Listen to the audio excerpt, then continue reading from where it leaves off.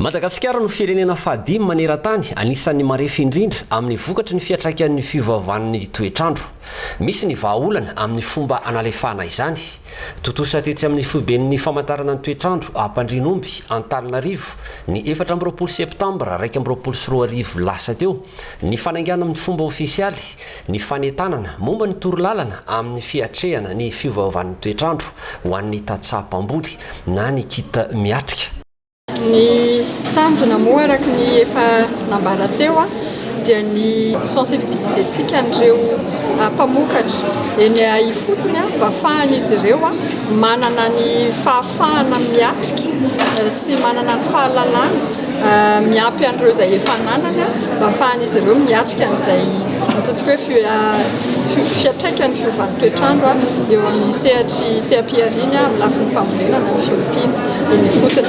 Zany hoe nisy famelabelarana sy ny fanotana ireo kit izay ao anatin'ilay kit miatrika, kit fanentanana izy ireo, mampiseho entina ampisehoana amin'ireo olona ireo hoe tahaka izao sy tahaka izao no mety tokony ahafahany miatrika sy izay fiovan'ny toetrandro izay mba tsy hisy fiatraikany betsaka na simba ihany koa ny sehampiariana eo amin'ny lafin'ny famorenana sy ny fiompiana. Ahafahany ihany koa manana an'ireo ataontsika hoe atotam-baovao rehetra izay tokony ilaina ahafahany manatsara an'izay sehampiariana izay sy ahafahany ihany koa mba tsy hisy mba manalefaka an'ilay ataontsika hoe choc climatique izay metehatra amin'izay. Ny fiatraikan'ny fiovan'ny toetrandro dia ataontsika hoe isan'ny miatraika be eraky Madagasikara. Araka ny fantatritsika ihany koa nefa fa ny faritra rehetra eto Madagasikara dia tsy mitovy ny fomba hiatraikan'izay hiantefana izay fiovan'ny toetrandro izay. Raha nambarantsika tamin'ny voalohany teo ny any amin'ny faritra avaratra na ny faritra atsinan'iny izao dia matetika tratra ny tondra-drano na tratra ny cyclone matetika. Ny faritra atsimo izay hitantsika ihany koa amin'izao fotoana izao fa miatrika an'izay haintany izay mahery vaika hatrany hatrany noho izay fiovaovan'ny toetrandro izay.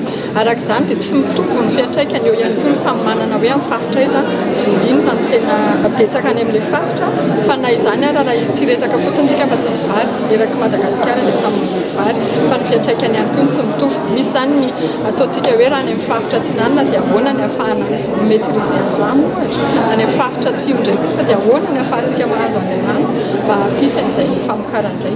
Ny sehatra raha any amin'ny faritra atsimo manokana no asiantsika teny dia misy ireo atao hoe voly na sehampiariana izay adapté kokoa any amin'iny faritra iny izay ataontsika hoe mety amin'ilay tany maina toy ny isan'ny atosika ao anatin'izany ohatra ny fambolena sorgho, isan'ny ihany koa ny mitondra ny otrikaina sy ara-pahasalamana izay ilaina ao anatin'izay fa any amin'ny faritra hafa ihany koa nefa tsy voatery hitovy ny vokatra. Nanamarika ity lanonana momba ny hetsika kita miatrika ity ihany koa ny famoahana tamin'ny fomba ofisialy ny andiany voalohany amin'ireo tanora 5 mianada avy amin'ny faritra vitsivitsy niofana nandritra ny herintaona mpampiofana amin'ny fanetanana ny fiovaovan'ny toetrandro eny anivon'ireo tantsaha no asa iandreketany.